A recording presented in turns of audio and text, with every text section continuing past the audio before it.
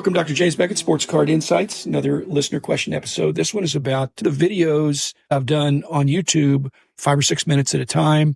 And I do get people commenting on YouTube about it. And I just thought I'd share that with my podcast audience. I'm not pushing anybody to YouTube, but that's the more visual expression. My podcast is strictly audio, but I allude to it. I just want to deal with some of the questions and comments that came up. So thanks sponsors, Topps, Panini, Upper Deck, Heritage Auctions, Hugs and Scott Auctions, Mike Stadium Sports Cards, Burbank Sports Cards, ComC.com, and Beckett Media, Beckett Grading, Beckett Authentications. Beckett gets acknowledged because all the cards on the wall are in BGS holders, but the videos showing box reveals, those they're not graded yet, but some of them will be graded. And lately I've gotten several from Panini and several from Upper Deck. So I've commented on them and I've enjoyed it. First of all, just commenting about the Court Kings basketball that came out recently.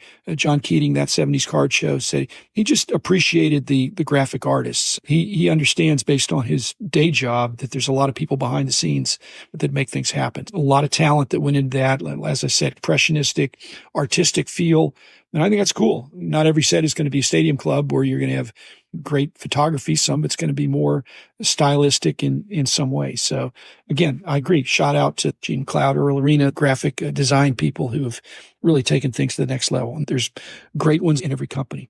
Another one from him, he said he could hear the disappointment in my voice. Now he's a concert guy, so maybe there was disappointment in my voice, but he said it's reminiscent of the modern collector going through opening product. And it's hard to be excited when you're turning over these cards. And he was mentioning particularly the SP Authentic 0304 that I opened, that I actually did get the Jordan significant signature.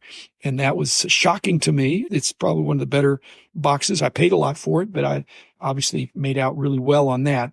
But until you get to that, you're feeling disappointed. I'd like to think, John, it's more anticipation, that the anticipation is unfulfilled in many cases because, as I've said, I think 1 out of 10, you could win big. The other 9 out of 10, you're going to lose, and sometimes lose a little, sometimes lose a little more. But John is a big soccer guy. We've talked about that on the podcast. He just thinks there's a lot of soccer fans out there. They love to go to games, but they're going to spend their money on playing the sport or watching the sport and not collecting the sport. It's one of the reasons why stickers have done so well, because that's a working class product that can be available around the world without a big expense. Like I said, the older stickers are pretty valuable now, especially in great condition and unstuck. We look at the World Cup coming up, but again, Americans need to perform better. And our league here, Messi is dominating, and he's great, but he just immediately dominates. And the better players in the world are not going to come here unless they're aging a little bit more. From Bob Boozle, he said he missed the Michael Jordan autograph pull, and he heard about it when he was listening to the recap, or my recap episode 1175. And I just think I was really pleased. I wasn't going to do backflips. I don't think I can do backflips anymore, but I was very pleased, and I thought that was cool. And so, Bob, if you missed it, you could go to YouTube and see my lack of excitement. I was pleased, but I didn't shriek. Let's just say that.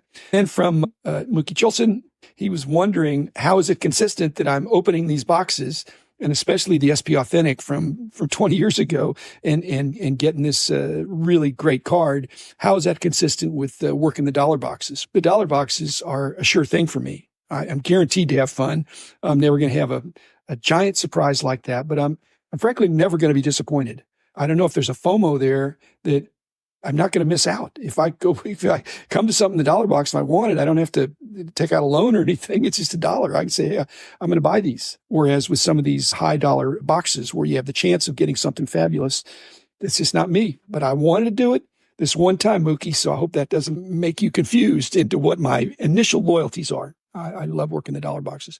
From Shane McNew, he remembers back in 03 where he was opening all the product he can get his hands on. Again, Shane, that's 10 cents on the dollar. The $2,000 boxes were 200 in those days, and they were perceived as not being a bargain. If you were perceptive enough to go after them back 20 years ago and you held on to the stuff, then that's awesome. From Ziggy No, Michael Ziggy No, he says, thanks for sharing your experience, that you said it was not a loaded box, but you received 2 autos.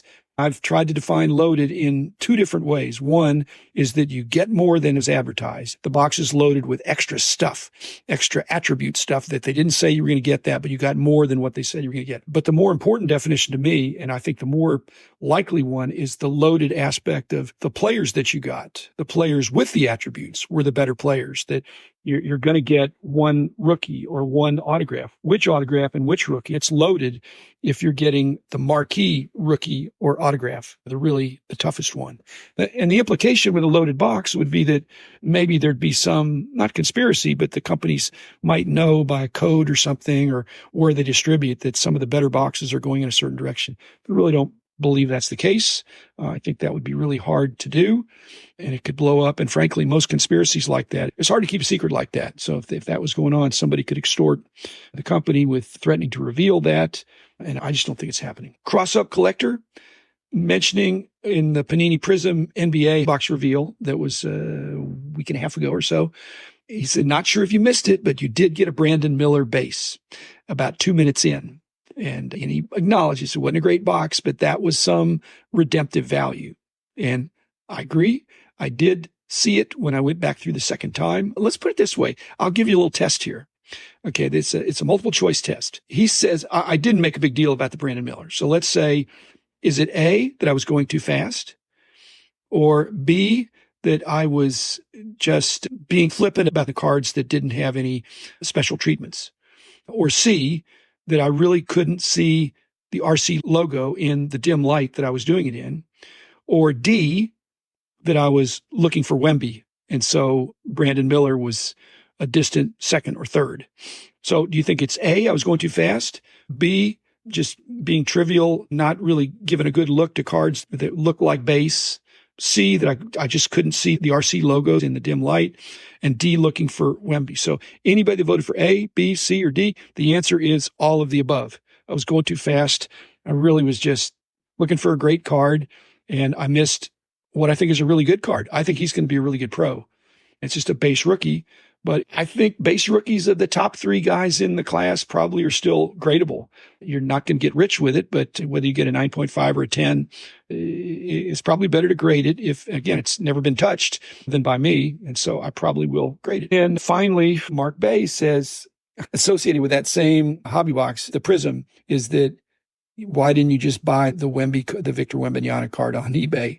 Well, I think he's talking about the $500,000 one. And I don't want to do that, Mark. That's not the way I collect. In fact, there's an interesting thing. I don't think that was the same card that could be from Fanatics and Topps and Bowman and some of the things that they're doing. With Panini, they have limited rights to what they can do with Victor Wembanyama. That's the moment of truth for a collector, is when you're there and you get a card that you pull from a pack that you bought, a box that you bought, and you open it up and you get a card that is whatever it is, whether it's $1,000, $10,000, $100,000, whatever it is, but it's more money than you were expecting.